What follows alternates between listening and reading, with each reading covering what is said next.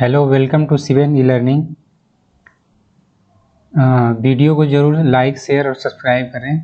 जो आज हम लोग पढ़ेंगे एनालॉग इलेक्ट्रॉनिक्स में डायोड का एक एप्लीकेशन पढ़ेंगे। डायोड का प्रयोग रेक्टिफायर यानी दृष्टिकारी के रूप में कैसे होता है, यानी जो एक दृष्टिकारी या रेक्टिफायर होता है वो क्या होता है, यानी डायोड का प्रयोग एज एक रेक्टिफायर की तरह कैसे करते हैं, या रेक्टिफायर क्या होता है।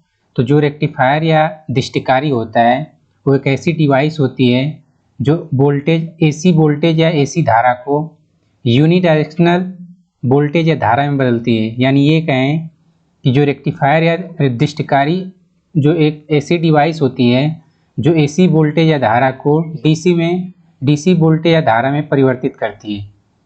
अर्थात एसी वोल्टेज या धारा को डीसी वोल्टेज या धारा में बदलने वाली जो युक्ति होती है या डिवाइस होती है उसे रेक्टिफायर या हिंदी में दृष्टिकारी कहते हैं। और जो प्रोसेस होता है एसी को डीसी में बदलने की जो प्रक्रिया है या प्रोसेस है उसको रेक्टिफिकेशन कहते हैं।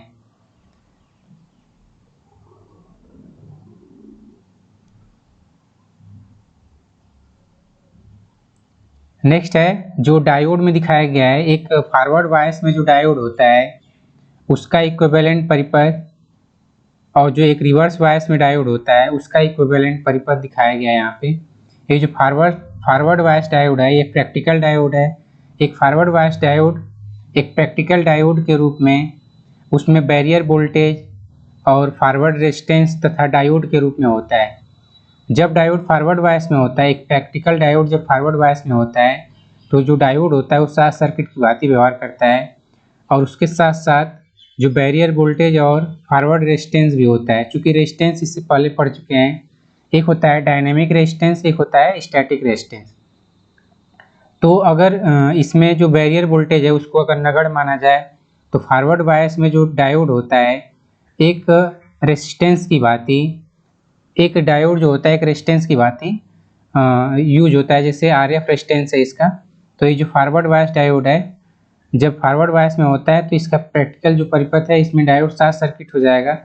अगर बैरियर वोल्टेज को नगण्य मान ले तब जो डायोड का इक्विवेलेंट परिपथ होगा इस तरह से होगा जिसमें एक रेजिस्टेंस होता है सिर्फ।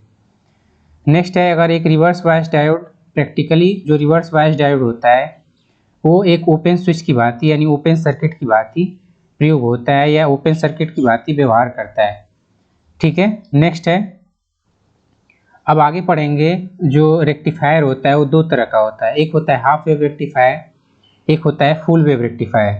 तो हाफ वेव रेक्टिफायर क्या होता है और फुल वेव रेक्टिफायर क्या होता है इसको बारी बारी पढ़ेंगे। सबसे पहले हाफ वेव रेक्टिफायर की डिफिनीशन क्या होती है इसको पढ़ेंगे। तो हाफ वेव रेक्टिफायर या अर्ध तरंग दृष्टिकारी वह परिपथ होता है जिसमें एसी इनपुट के केवल एक अर्धचक्र में डीसी आउटपुट प्राप्त होती है।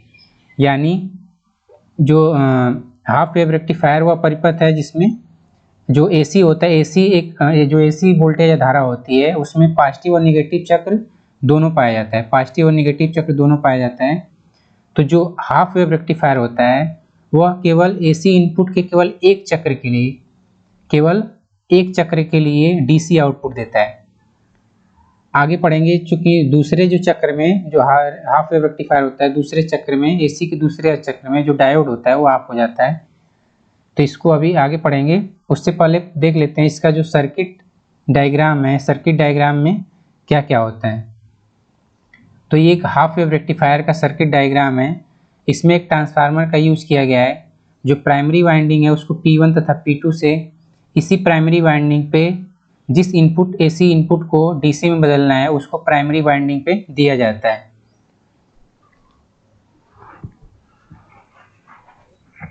नेक्स्ट है सेकेंडरी वाइंडिंग। तो सेकेंडरी वाइंडिंग का जो दोनों सिरा S1 तथा S2, इस जो S1 सिरा है वो डायोड के एनोड से कनेक्टेड है तथा डायोड का जो कैथोड है वो लोड RL से कनेक्टेड है। जो RL है ये लोड रेजिस्टेंस को प्रदर्शित कर रहा है।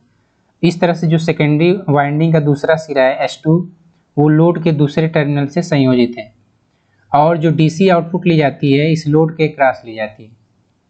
तो इस तरह से इसका सर्किट था। नेक्स्ट है इसकी वर्किंग प्रिंसिपल यानी कार्य प्रणाली। जो हाफ वेव रेक्टिफायर होता है उसकी वर्किंग प्रिंसिपल क्या है इसको पढ़ेंगे। चूँकि जो इनपुट वोल्टेज एसी वोल्टेज लगाया जाता है हाफ वेव रेक्टिफायर पे, उसका मान अगर वी आई यानी इनपुट वोल्टेज बराबर V M sine omega T है, जहाँ जो वी एम है वो पीक वोल्टेज है यानी वोल्टेज का शिखर मान है जिसका मात्रक वोल्ट में है, और जो ओमेगा है वो एंगुलर फ्रीक्वेंसी है जिसका मात्रक रेडियन प्रति सेकेंड है। ठीक है, इस तरह से इसका जो वर्किंग है हाफ वेव रेक्टिफायर का उसको दो भागों में बांट दिया गया है। एक है पॉजिटिव हाफ साइकिल और दूसरा है निगेटिव हाफ साइकिल। तो पॉजिटिव हाफ साइकिल में क्या होता है और निगेटिव हाफ साइकिल में क्या होता है, इसकी वर्किंग बारी बारी से पढ़ेंगे। जो पॉजिटिव हाफ साइकिल है, पॉजिटिव हाफ साइकिल का एक फिगर दिखाया गया है इसमें। पॉजिटिव हाफ साइकिल में जो प्राइमरी वाइंडिंग है उस पर एसी इनपुट दी जाती है, जिससे प्राइमरी वाइंडिंग से जो एसी इनपुट होता है म्यूचुअल इंडक्टेंस के कारण सेकेंडरी वाइंडिंग पे चला जाता है। और जो एसी इनपुट होता है उसमें दो चक्र होते हैं, एक होता है पॉजिटिव चक्र, एक होता है निगेटिव चक्र, यानी निगेटिव हाफ साइकिल और पॉजिटिव हाफ साइकिल। तो अगर माने कि जब एसी इनपुट का पॉजिटिव हाफ साइकिल है यानी पॉजिटिव हाफ साइकिल, ये वाला जो फिगर है पॉजिटिव हाफ साइकिल के लिए प्रदर्शित किया गया है। तो पॉजिटिव हाफ साइकिल में जो S1 सिरा होता है S2 सिरा की अपेक्षा निगेटिव पॉजिटिव होता है, यानी S1 पॉजिटिव तथा S2 निगेटिव होता है, जिसके कारण जो डायोड होता है वो फॉरवर्ड बायस में होता है, क्योंकि डायोड का जो P टाइप है वो पॉजिटिव से और N टाइप जो है वो निगेटिव से संयोजित होता है, जिससे डायोड फॉरवर्ड बायस में होता है। अगर बैरियर वोल्टेज को शून्य माने तो जो डायोड में सिर्फ एक रेजिस्टेंस की भांति प्रयोग किया जाता है। तो पॉजिटिव हाफ साइकिल में S1 सिरा पॉजिटिव तथा S2 सिरा निगेटिव होता है, जिससे जो डायोड होता है फॉरवर्ड बायस में होता है, जिसके कारण जो करंट प्रवाहित होती है वो S1 D RL S2 तथा S1 के मध्य होकर प्रवाहित होती है। अतः जो RL पे जो आउटपुट होता है वही आउटपुट DC प्राप्त होता है। यहाँ पे देखेंगे इसका न्यूमेरिकली कैसे जो आउटपुट है वो इनपुट के बराबर आता है। जैसे परिपथ में अगर धारा का मान निकालें, इस परिपथ में अगर धारा का मान निकालें तो I बराबर V/R से V का मान Vm साइन ओमेगा टी है और R का मान RF यानी डायोड का प्रतिरोध प्लस लोड रेजिस्टेंस, ये दोनों का सम हो जाएगा। यानी इस क्लोज लूप परिपथ में जो धारा प्रवाहित होगी I बराबर VI अपान RF प्लस RL। इस तरह से जो I होगा इस क्लोज लूप में जो परिपथ में धारा प्रवाहित हो रही है, यहाँ पे V इनपुट का मान रख देंगे Vm sign omega T upon RL plus RF। इस तरह से Vm अपान RL plus RF sign omega T, जो Vm अपान RL प्लस RF है वो मैक्सिमम करंट है एक हाफ वेव रेक्टिफायर में, जब half wave rectifier positive half cycle में हो। ठीक है, इस तरह से मैक्सिमम जो करंट है Vm अपान RL प्लस RF होगी।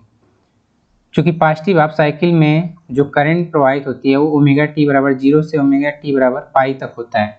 अतः हम ये कह सकते हैं जो करंट प्रवाहित होगी I बराबर Im साइन ओमेगा टी वो 0 तथा पाई के मध्य प्रवाहित होगी। अगर I का मान निकल गया, इस तरह से अगर आउटपुट वोल्टेज का मान निकालना है इस लोड रेजिस्टेंस के क्रॉस, चूँकि जो आउटपुट DC होगी वो लोड रेजिस्टेंस के क्रॉस जो वोल्टेज होगा वही आउटपुट DC होगी। तो लोड रेजिस्टेंस के क्रॉस वोल्टेज निकालने के लिए इस लोड में जो करंट प्रवाहित हो रही है I, वो उसका मान पता चल गया, I बराबर Im साइन ओमेगा टी और लोड रेजिस्टेंस का मान है RL। इस तरह से जो आउटपुट है I इंटू RL, V बराबर IR से I इंटू RL, I का मान अभी निकाले हैं Im साइन ओमेगा टी, यहाँ पे जिसे यहाँ रख देंगे I का मान Vm अपान RL plus RF into RL sign omega T. ठीक है, ये जो Vm अपान RL plus RF sign omega T, इसको यहाँ पे उठा के रख दिया गया है और ये RL है। इस तरह से जो आउटपुट DC का मान आएगा Vm को कॉमन ले लिए यहाँ से, और RL अपान RL plus RF sign omega T. अगर RL is greater than RF, चूँकि लोड रेजिस्टेंस का मान डायोड के रेजिस्टेंस से अधिक होता है, अतः RL अपान RL कट जाएगा। फॉरवर्ड रेजिस्टेंस का मान जब 0 रखेंगे तो RL से RL कट जाएगा, तो जो आउटपुट वोल्टेज का मान आएगा Vm साइन ओमेगा टी, जो इनपुट वोल्टेज के बराबर है। अतः पॉजिटिव हाफ साइकिल में जो आउटपुट वोल्टेज का मान होता है वो इनपुट वोल्टेज के मान के बराबर होता है।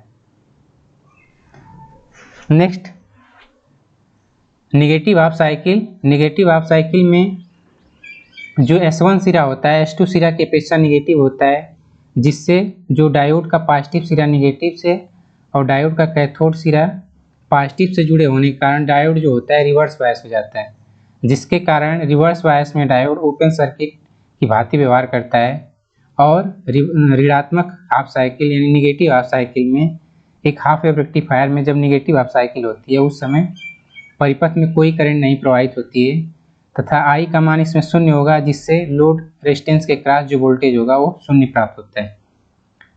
यानी जो निगेटिव हाफ साइकिल में जो आउटपुट वोल्टेज होती है वो शून्य होती है।